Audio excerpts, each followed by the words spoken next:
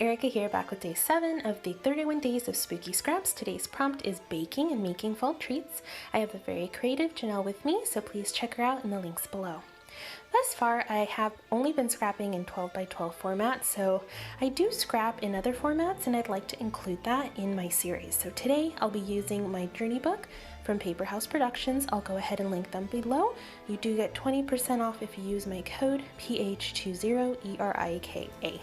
Approximate dimensions, I'm going to say 5 1/4 by 8 1/4, a little bit under those. So because I'll be using some mixed media, I am using some foundation paper, and I did cut it out to the specifications, and I later will be adhering it inside of my journey book. Today I am documenting photos. We did bake some cookies at home, and they were Halloween cookies. They were so delicious, and let's be honest, making cookies with a toddler usually means that you end up doing most of the work, if not all. And sometimes a little bit of dough does have to be sacrificed so the baby can play while you make said cookies, but that's totally fine. So I initially wanted to do some acrylic paint coming down the page, but unfortunately that's literally the only color I did not have. So instead I settled for this Shimmerz Mist spray.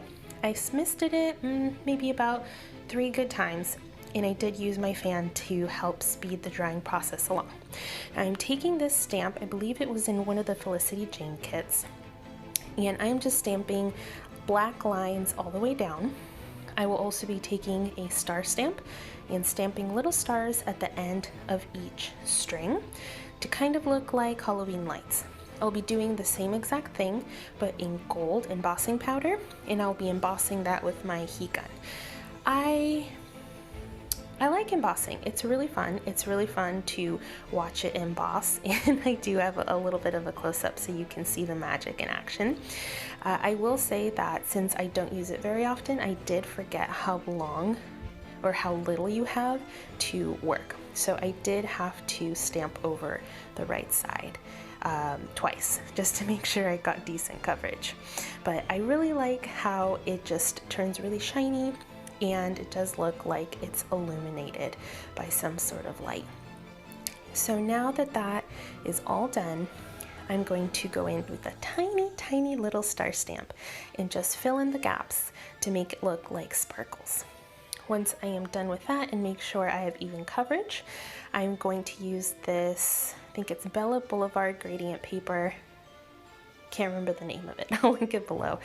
But I'm going to use that as my bottom bar, and it's going to partially help me mount my photos. And because I don't want my black stars to be the only time I use black on this spread, I am also going to have this little bar at the bottom to help provide a little bit more balance. Once I have adhered that, I'm going to go ahead and start working on my photos. They are a little bit under 2 by 2 inch squares, and I managed to do this because I have my own photo printer, and I use the Project Life app to print out the 6 photo grid, and I just pinched to shrink the photos in my Epson Print mobile app. I believe this is from, you know what, I'm not going to mess it up. I'm going to link it below. But I have all this ephemera in my Halloween and fall kit that I'm using, and I did have to cut it in half so it would fit accordingly. So I took, oh, there's my hair, Felicity Jane alphas. I love these alphas. The puffy alphas are the best. So I did use them to spell out treats. I usually do offset journaling lines, but because of the limited space, I just did straight even lines, and I wrote really small about my cookie making experience with a toddler. But of course, it's always worth it. So there you have it. Something easy, fun, colorful, and spooky. I hope this gave you a little bit of inspiration. Maybe you'll try out a traveler's notebook in the future. Thank you so much for watching, and have a beautiful rest of your day. Bye!